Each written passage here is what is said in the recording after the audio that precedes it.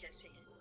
और इन 3 श्लोकों के पहले श्लोक में बताया गया कि किस तरह से आपका विषयों से विरक्ति हो जाए, विषयों को आप छोड़ दें, विषय की तरफ आप प्रवृत्त न हो तो अच्छी बात। लेकिन फिर प्रश्न उठा कि आसक्ति आ जाती है, आपका उसमें ध्यान चला जाता है। तो उन्होंने कहा हाँ, आसक्ति और इंद्रिय संयम भी आवश्यक है।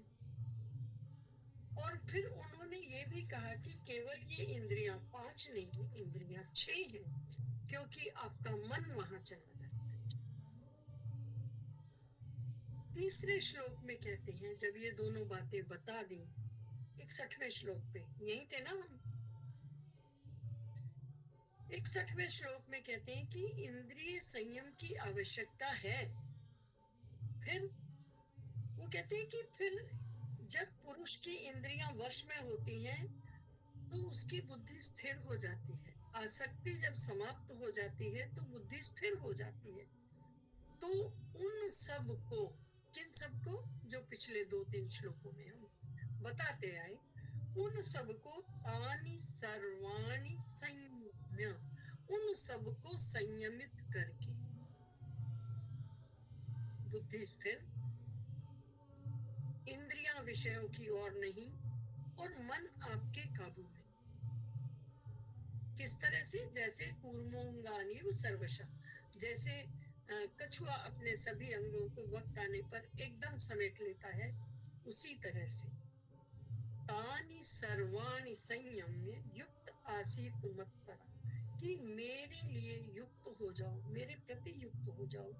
वशी ही यस्त इंद्रियाणि तस्य प्रज्ञा प्रतिष्ठिता, और जिस पुरुष की इंद्रियां अपने वश में होती हैं, अर्थात वो जिस समय भी चाहे वो उन्हें समेट सकता है, ये कंट्रोल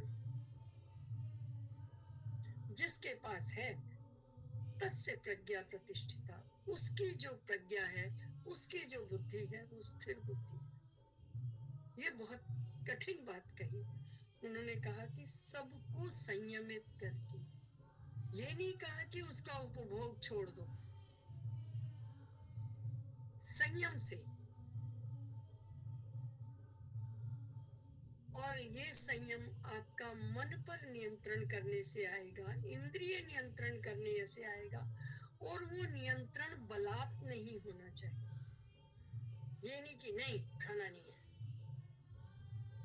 आपका नियंत्रण होना चाहिए। खाओ, नियंत्रित होकर खाओ, उपभोग करो नियंत्रता से, कि जब लगा कि ये ज्यादा हो रहा है, उसको समेटना आना चाहिए। ये नहीं कि सुबह से शाम तक चाय पी रहे हैं और एक ही अगर चाय नहीं मिली तो सिर दर्द हो जाएगा, इसके बिना जी नहीं सकते, ये जीने का आधार हो गया है। नहीं, ऐसा नहीं। ठीक है, मिली पी ली, नहीं मिली ना पी, नहीं पी तो उसमें ध्यान नहीं रहे।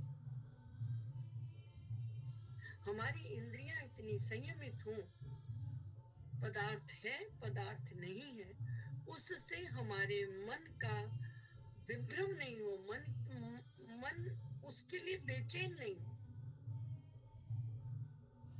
और इसी चीज को गोस्वामी तुलसीदास जी ने बड़े दूसरे शब्दों में कहा है। वो कहते हैं, राम नाम मन दीप धर जीव देहरी द्वार, कि राम नाम की मणि है वो बीच में है, सेंटर में है, उसके ऊपर से जो ढक्कन ढका हुआ है वो नेत्रों के द्वार हैं, जो बाहर ही बाहर देखते हैं। जिस पात्र में वो रखा है वो मन है, वो अंदर ही अंदर देखे, या वो बुद्धि है जिससे आप अंदर देख सकते हो, ऐसे ढका हुआ है। तो आप दिया कहाँ जलाओगे? बीच में जलाओ, देहली पर जलाओ, कि घर के अंदर भी उजाला हो, घर के बाहर भी उजाला हो। किसी को भी छोड़ने से मुक्ति नहीं है। कितने सुंदर शब्दों में उन्होंने यही बात समझाई है कि विषयों से आपका कट कर देना, कि चलो आज से किसी विषय में ध्यान नहीं, बिल्कुल नहीं। और ये भी नहीं कि आप बिल्कुल अंदर चले जाओ। अगर आपने घर के अंदर दिया जलाया तो बाहर अंधेरा है, बाहर जलाया तो अंदर अंधेरा है। लेकिन अगर देहली में जलाएंगे, अंदर भी उजाला है, बाहर भी उजाला है। उस उजाले को जगाओ, बुद्धि को जगाओ, मन को संयमित करो। उसको ये नहीं कि उठा तो तेरी गर्दन कट जाएगी, भय नहीं, संयम, सम्यक प्रकार से यम, संयम, आपको संयमन करना है। सम्यक प्रकार से यम नियम आसन धारणा ध्यान प्रत्यासन, वहां तक चल। और जब इन सबको आप कर लोगे तो आपकी बुद्धि तस्य प्रज्ञा प्रतिष्ठिता, उसका जो विवेक है वो प्रतिष्ठित माना जाएगा, स्थिर माना जाएगा, प्रकृष्ट रूप से तिष्ठति माना जाएगा। ये स्थित प्रज्ञ के लक्षणों को बताते हुए भगवान कह रहे हैं। फिर वो कहते हैं कि अगर ऐसा नहीं होगा तो क्या होगा। प्रभु चाहते तो एक बार में ऑर्डर कहते कि अर्जुन खड़ा हो जाए, युद्ध करना है, बात खत्म, युद्ध शुरू। ऐसा नहीं चाहते। और वो हमें भी ये सिखाना चाहते हैं कि हम किसी व्यक्ति को उसको राय दें, अपना मंतव्य बताएं, उसको सही रास्ता दिखाएं, लेकिन उस पर शासन न करें। ये हमारे लिए सीख है। आपने किसी को सलाह दी, आपने एक मंतव्य रखा, उसको मानना नहीं मानना उसी पर छोड़ दो। कल उसके ना मानने से आपको तकलीफ नहीं होनी चाहिए, आपको बुरा नहीं लगना चाहिए। क्या आप इस स्थिति में हो कि किसी को अनुशासनात्मक तरीके से कह पाओ तुझे यही करना है? क्या कहना चाहिए? क्या आपको कोई अनुशासनात्मक तरीके से कुछ कह सकता है? नहीं। आप मंतव्य दो, प्रभु उसको सब चीजें बता रहे हैं, देख तू नहीं करेगा तो ये होगा, करेगा तो ये होगा। उन्होंने ये कहीं नहीं कहा कि ऑर्डर नहीं मारा। ये बात हमें भी ध्यान रखनी चाहिए। समाज में जीने का ये बहुत अच्छा तरीका है। आप हर जगह अपनी राय दो, पर ऑर्डर नहीं करो। भाई देखो, अगर आप ये काम करो, अगर आपसे पूछा जाता है तो इसका मतलब ये नहीं कि जबरदस्ती सबके घर जा जाके भाई तेरी समस्या बता, मैंने तुझे राय देनी ना। अगर आपको किसी न्यायाधीश के पद पर बिठाया जाए और कहा जाए कि मैं क्या करूं, हमारे आधे संबंध पता है क्यों खराब होते हैं लोगों से? कि हम उसको कोई सलाह देते हैं वो मानता नहीं है। हम वास्तविकता में उसको सलाह देते ही नहीं है। हम ये कहते हैं मैंने कह दिया अब तू ये कर ले। ये स्थिति ठीक नहीं है। भगवान को वो 11वें अध्याय में जान गया, उन्होंने अपनी संपूर्ण विभूतियों के साथ अपना दर्शन कराया है। और उस अर्जुन ने उस बात को माना भी है जिसको आप प्रार्थना कहते हो। ये 11वें अध्याय के कुछ श्लोकों का अर्थ है, कुछ श्लोकों की हिंदी रूपांतरण है कहा जाए कि हे देवेश आप प्रसन्न हो जाओ, मैंने आज तक आपको बड़ा भला बुरा भी कहा है, मैंने तुमसे जीजा साले का सा संबंध भी कुछ मजाक किए होंगे, कुछ गलती की होगी, भूल जाओ आप उनको, प्रभु प्रसन्न हो जाओ। अरे वो नाराज ही नहीं है, लेकिन ये आपकी गिल्टी हो रही है कि मैं जब जान गया हूं कि ये भगवान है तो मेरा कर्तव्य है। लेकिन इतने के बाद भी 18वें अध्याय तक भगवान ने उस पर ऑर्डर नहीं किया। अंत में भी पूछा है, कच्चित एतत् श्रुतं पार्थ त्वयैकाग्रेण चेतसा, कि कुछ तूने ध्यान से सुना, तेरी कुछ समझ में आया, तुझे कुछ बुद्धि आई। ये नहीं कहा कि मैं इतनी देर से तुझे कह रहा हूँ लड़, तो लड़ता क्यों नहीं है। ये हमारे लिए संदेश है कि हम किसी के ऊपर थोपे नहीं, हम किसी के ऊपर बलात् कुछ डाले नहीं। राय मांगी है, राय दो, और वो माने नहीं माने, आपके संबंधों पे फर्क नहीं आना चाहिए। भला व्यक्ति कहता है कि भाई मैंने रिश्ता बताया, करो या नहीं करो, इससे हमारे संबंधों पे फर्क नहीं आना चाहिए। रिश्ता तो एक ही जगह होगा ना भाई, आपने बताया है, इसमें बुरा मानने या भला मानने के लिए नहीं बताया। तो ये हमारे लिए एक वो है कि हमें सांसारिकता में कैसे रहना चाहिए। सब जगह रहो, सब जगह बोलो, सब जगह देखो, लेकिन कहीं भी आसक्त होकर मत रहो कि तुम्हें वही वो तुम्हारी फांस बन जाए कि ना उगली जाए ना निगली जाए। निगलते हो तो सामने वाला नाराज है, अंदर करते हो तो तुम्हारा पेट नाराज है। ऐसी स्थितियों में तो वो क्या कहते हैं कि जब अगर आप ऐसा नहीं करोगे, कैसा, इंद्रियों का संयम और आसक्ति को छोड़ना, राग को छोड़ना, अगर ऐसा नहीं करोगे तो क्या होगा, उसके बारे में बताते हुए कहते हैं, ध्यायतो विषयान पुंसः संगः तेषुपजायते, संगः तेषु उपजायते, संगात् संजायते कामः, कामात् क्रोधोऽभिजायते, कामात् क्रोधः अभिजायते।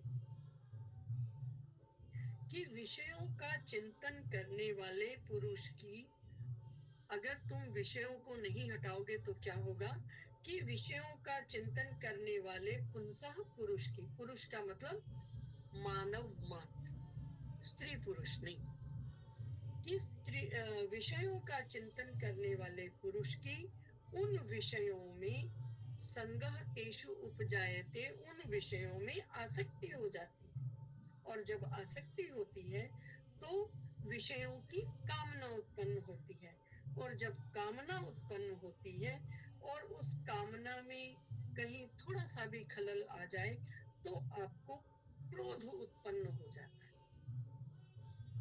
आप कुछ करना चाहते हो, नहीं कर पाए, आप विषय, किसी भी विषय की तरफ आप बढ़े, आपको नहीं मिला तो आपको क्रोध आता है, और जब क्रोध आता है तो उसका अगला श्लोक है जो हम पहले भी कर चुके हैं, क्रोधात् भवति सम्मोहः, सम्मोहात् स्मृति विभ्रमः, स्मृति भ्रंशात् बुद्धिनाशो, बुद्धिनाशः प्रणश्यति। इसका हम भावार्थ पहले भी कर चुके हैं, अर्थ बताती हूँ। क्रोधात् भवति सम्मोहः, जब काम में, जब आपकी कामनाओं में कोई भी विघ्न आता है या बहुत अधिक कामनाओं के प्रति आप बढ़ जाते हो तो आपको उनके न मिलने से क्रोध आता है, और क्रोधात् भवति सम्मोहः, जब आपको क्रोध आता है तो आपको सम्मोहन हो जाता है, आप अजीब से स्थिर हो जाते हो, यानी बुद्धि का विवेक समाप्त हो जाता है, और जब वो होता है, सम्मोहन होता है, तो स्मृति का विभ्रम हो जाता है, और ये इस बात से पता चलता है कि आपके वाक्यों में या आपके वाक्य विन्यास में शब्दों की तारतम्यता समाप्त हो जाती है। आपके ऊटपटांग शब्द निकलते हैं जिनसे अगर वास्तविकता में आप देखा जाए तो पूरा वाक्य ही ठीक नहीं बनता, और जब ऐसा होता है तो इसका मतलब आपकी बुद्धि पर कुछ उसमें ऐसी हलचल है कि उसका नाश हो गया, कि आप बहुत अच्छा बोलने वाले भी जब क्रोध आता है तो अल्ट शल्ट बोलने लग जाते हैं, बुद्धि का नाश हो जाता है, और बुद्धि का जिसकी नाश हो गया तो पगला हो गया ना, यानी एक तरह से मरा हुआ हो गया, बुद्धि तो समाप्त हो गई।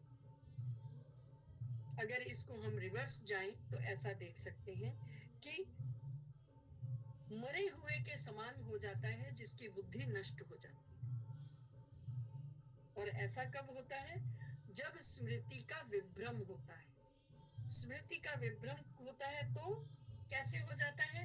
क्योंकि उसको सम्मोहन हो जाता है। सम्मोहन कब होता है? जब उसको क्रोध आता है। क्रोध कब आता है?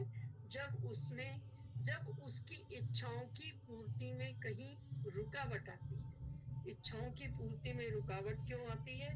क्योंकि आपको उसमें आसक्ति हो जाती है। आसक्ति क्यों हो जाती है? क्योंकि आप विषयों का चिंतन करने वाले हो गए, चाहे आप ऐसे जाओ या ऐसे जाओ, अंत तो गत्वा आपका नाश। प्रभु ये बता रहे हैं कि मनुष्य का जो सुख है वो भोगों में नहीं है। भोग करने हैं, उसके बिना इन इंद्रियों का चलना मुश्किल है। इंद्रियों के संचालन के लिए, स्वयं ठीक तरह जीने के लिए इंद्रियों के भोग आवश्यक, पर आसक्ति नहीं होनी चाहिए। आसक्ति होते ही ये सारी चेन जुड़नी शुरू हो जाए। उसके लिए बताया कि क्या करो कि आप कछुए के जैसे अपने अंगों को समेटने वाले बनो, अर्थात तानि सर्वाणि संयम में, उनको सम्यक प्रकार से यम में लाओ, उनको कंट्रोल रखो। अनियंत्रित घोड़े भागे तो आप भी खतरे में, घोड़े भी खतरे में, और सब तहस नहस। बुद्धि नाशात प्रणश्यति। और यदि घोड़े चालक अच्छा है, वो भली प्रकार से घोड़ों को चला रहा है, तो आपको लक्ष्य की प्राप्ति है। लक्ष्य आपका प्रभु की प्राप्ति, जो 3 या 4 श्लोक पहले बताया था कि ऐसे व्यक्ति की प्रज्ञा स्थिर हो जाती है और वहां पर मेरे से समा जाता है, अर्थात भगवान से, उसकी प्रभु से उसका संयोग हो जाता है। क्या नहीं करना है? विषयों का उपभोग तेन त्यक्तेन भुंजीथा मागृथा कस्य शुद्धना की तरह करना। आपने सोचना है कि क्या करना है। ना अंदर दिया जलाओ। जब दिया एक ही है, एक ही जगह प्रकाश होगा, तो कहाँ होगा? देहली पर हो। अंदर भी प्रकाश रहे, बाहर भी प्रकाश रहे। बाहर प्रकाश करने का मतलब है नेत्र रूपी द्वारों से, अर्थात जो इंद्रियां बाहर विषयों का संयोग कर सकती हैं, आपने उस तरफ प्रकाश किया, तो जहां प्रकाश है आपकी गति वही है। और इसके लिए बहुत शुरू में मैंने बताया था कि एक एक इंद्रिय भी अपनी आसक्ति की ओर बढ़ते हुए मृत्यु के लिए बतेरी है। तोता अपनी जीभ के लालच में पिंजरे में फंसता है। सांप अपने राग सुनने के चक्कर में सपेरे के हवाले हो जाता है। कस्तूरी मृग अपने अंदर बैठी कस्तूरी को ढूंढने के लिए अपना शिकार बन बैठता है। एक एक इंद्रिय हमारी, एक एक इंद्रिय आसक्ति में आकर मृत्यु तक हमें पहुंचाने में सक्षम है। मृत्यु किसकी? जब हम अपने लक्ष्य तक नहीं पहुंच पाए तो मृत्यु ही तो है। लक्ष्य हमारा परमात्मा की प्राप्ति, उस प्राप्ति में मृत्यु सम ये एक एक इंद्रिय बहुत है।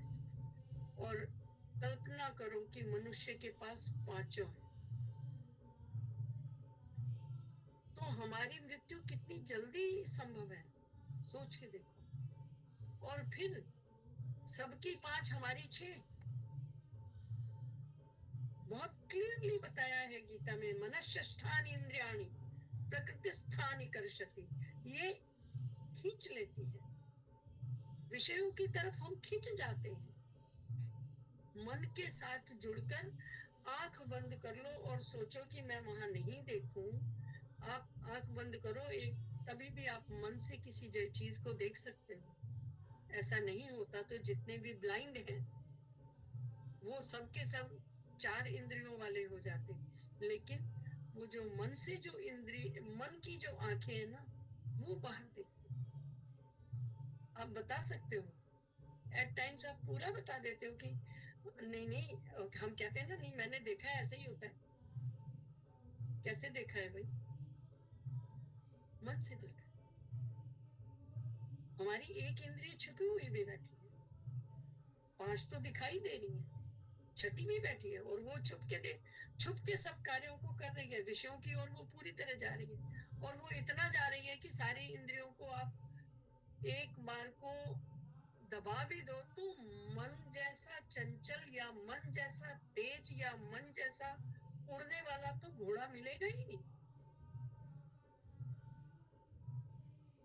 तो जब इन सब को संयमित हम कर लेंगे तभी हमारा कल्याण है। अगर नहीं करेंगे तो भी ये मृत्यु बता दी प्रभु ने 2 श्लोकों। विषयों का संग, आसक्ति, आसक्ति सम्मोहन, सम्मोहन क्रोध, क्रोध सॉरी क्रोध सम्मोहन, सम्मोहन स्मृति विभ्रम, स्मृति विभ्रम बुद्धि का नाश, बुद्धि नाश मर गया। हम कहते हैं इससे क्या बोलना, ये तो पागल है, बात नहीं करते हम। तो वहां वो नाश है। तो आप ये देखो कि इनको संयमित करना कितना आवश्यक है। तो प्रभु कहते हैं कि स्थिर बुद्धि वाला हो जा। क्या फिर क्या कर? तो कहते हैं कि साधक द्वारा जब विषयों में विचरण किया जाएगा और इस तरह किया जाएगा तो उसका फल क्या होगा। अभी तक उन्होंने उसके दोष बताए, अब उसका फल बताए। राग द्वेष, राग राग द्वेष वियुक्तस्तु विषयान इंद्रियश्चरन् आत्मवश्यै विधेरात्मा प्रसादम अधिगच्छति। कहते हैं कि अधीन किए हुए अंतःकरण वाला साधक अपने वश में की हुई राग द्वेष से रहित इंद्रियों के द्वारा विषयों में विचरण करता हुआ अंतःकरण की प्रसन्नता को प्राप्त होता है। मैं बार बार ये कह रही थी कि हमें विषयों का त्याग नहीं करना है, विषयों में जा रही आसक्ति को छोड़ना है। बस जहां आसक्ति छोड़ी वहां सब कुछ अपने कब्जे में। जब तक घोड़ों की लगाम है आपके हाथ में तब तक सब ठीक है, रास्ता भी ठीक है, लक्ष्य भी मिलने वाला है। उसी बात को यहाँ कहा है कि अगर ऐसा होगा तो आपको क्या प्राप्त होने वाला है। तो वो ये कहते हैं कि अपने अधीन किए हुए अंतःकरण वाला, अर्थात जिसने अपने मन को अपने काबू में कर लिया अपनी इंद्रियों के सहित, तो ऐसे में राग द्वेष से जब मुक्त हो जाओगे तो इंद्रियों के द्वारा विषय में विचरण करता हुआ भी वो अपने अंतःकरण की प्रसन्नता का कारण होगा, उसको उसमें प्रसन्नता होगी, प्रसादम अधिगच्छति, उसको वो सुख मिलेगा। वैसे इंद्रियां किसी के वश में होती नहीं, लेकिन यदि हो जाएं तो वो बिल्कुल अपने लक्ष्य की ओर बढ़ती चली जाएंगी। फिर ये घोड़े सीधे हो जाएंगे। फिर आपकी एक आवश्यकता होगी, बुद्धि उस तरफ आपको बढ़ाएगी, मन बुद्धि का कहना मानेगा और जितना चाहिए उतना भोग करेगा, वापस आ जाएगा। और इससे क्या होगी? प्रसन्नता मिलेगी। तब प्रसादम अधिगच्छति, तब आप अपने फल की प्राप्ति रूप अपने लक्ष्य की तरफ बढ़ निकले।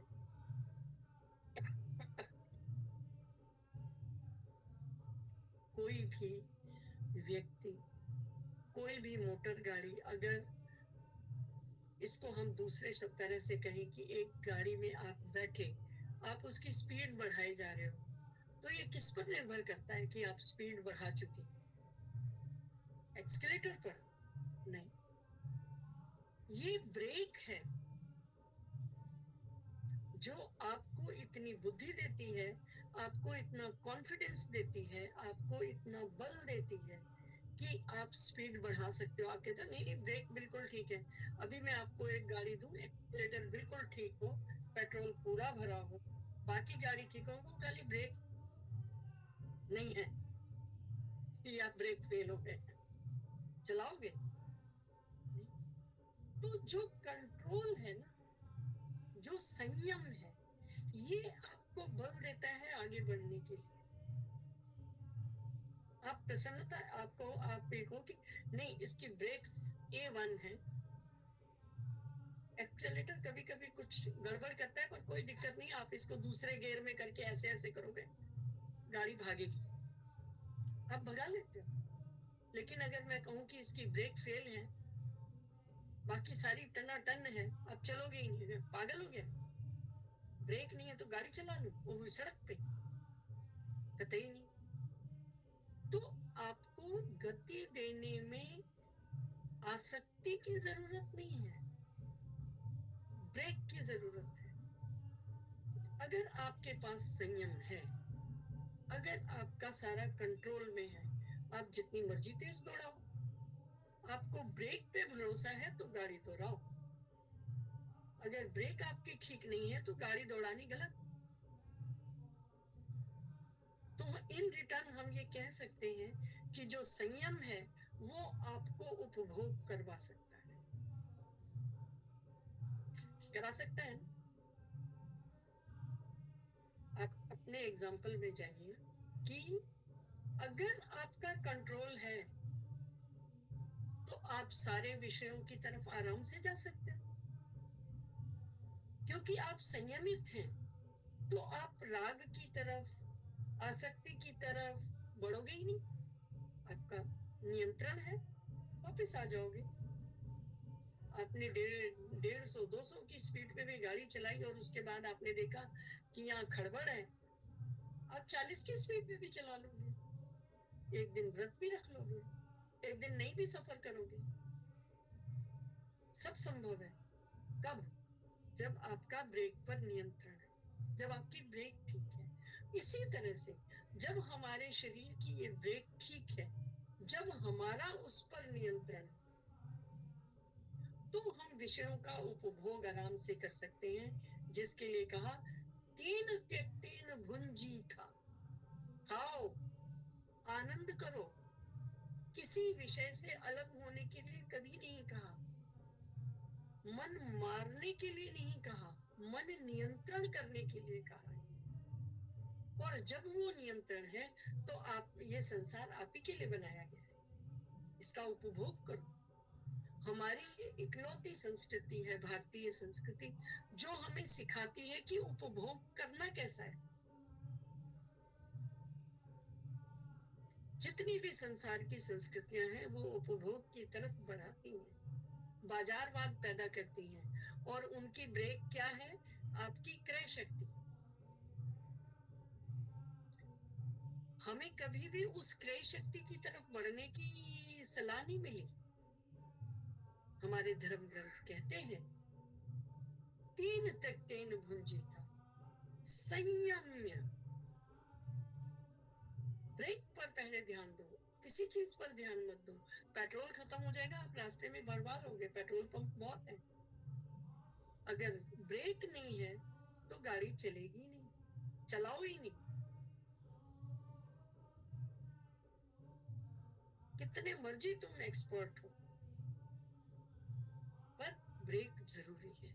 तो वो ब्रेक आपके संयम में वो तानि सर्वाणि संयम में, उन सबको आपने संयम, सम्यक प्रकार से यम, जो योग की पहली सीढ़ी है, यम नियम आसन प्रत्याहार ध्यान ध्यान समाधि, सम्यक प्रकार से जब आपने यम कर लिया, आपने नियंत्रित कर लिया, तो फिर सब कुछ आपके हाथ में, आप भोगो, फिर कोई दिक्कत नहीं। देखो, हम अगर इसको दूसरे तरह से समझना चाहें तो हम ऐसे भी इसको समझ सकते हैं कि राजा कौन? राजा वो व्यक्ति जिसका इस दुनिया पर नहीं, अपनी टेरिटरी पर कंट्रोल। वो राजा। और महाराजा कौन?